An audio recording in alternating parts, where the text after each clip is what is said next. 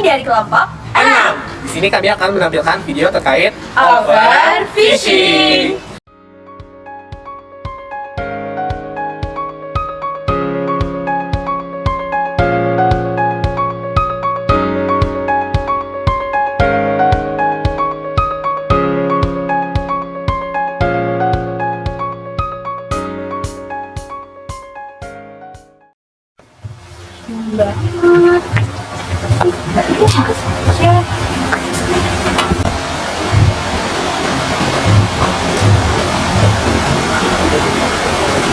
Wah! Ngelamun mulu sih, lagi ngapain? Ini bingung overfishing itu apa ya? Fishing? Coba udah dulu. Apaan sih itu? Tuh. Oh, kalau ini materi kuliah gua di mata kuliah ekonomi sumber daya bareng Pak Kastana. Oh, berarti lo tahu dong overfishing itu apa?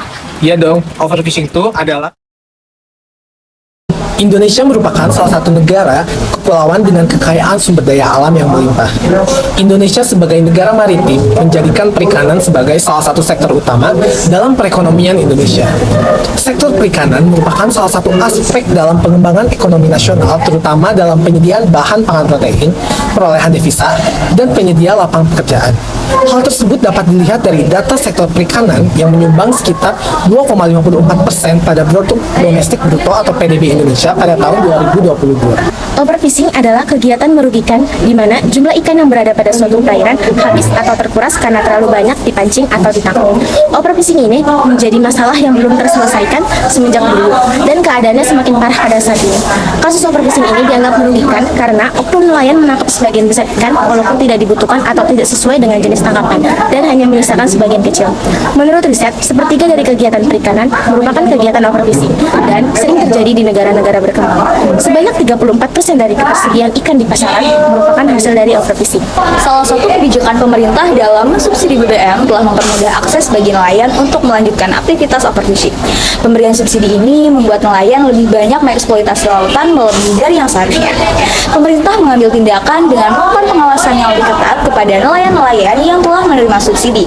Selain itu, pemerintah juga berusaha mengkampanyekan untuk melarang kegiatan overfishing. Selanjutnya kita beralih ke kesimpulan dan saran. Kesimpulannya, perikanan memiliki peran sentral dalam perekonomian Indonesia sebagai penyedia protein, sumber devisa, dan pencipta lapangan pekerjaan. Namun, keberlanjutan sektor ini menjadi isu krusial dengan munculnya praktik overfishing yang merugikan. Overfishing yang terjadi ketika jumlah ikan yang tertangkap melebihi kapasitas pemulihan populasi ikan telah menjadi masalah serius di Indonesia, penyebab penurunan stok ikan dan berdampak negatif pada ekosistem laut. Saran yang dapat dilakukan, yang pertama ada reformasi kebijakan subsidi BBM, yang kedua ada intensifikasi pengawasan, yang ketiga adalah pendidikan dan penyuluhan, yang keempat ada stimulasi alternatif ekonomi. Sekarang saya sudah bersama Pak Nedi. Saya mau bertanya terkait overfishing nih Pak. Kira-kira menurut Bapak overfishing di Indonesia itu kayak gimana sih Pak? Ya, di berbagai daerah tertentu ya, seperti di Muncar, di beberapa daerah tertentu itu terjadi memang overfishing. Ya. Seperti itu di beberapa daerah, terutama pantai utara. Kira-kira menurut Bapak dampak dari overfishing yang berlebihan itu tuh buat ekonomi Indonesia gimana sih Pak? Ya overfishing ya berarti tangkapannya berkurang.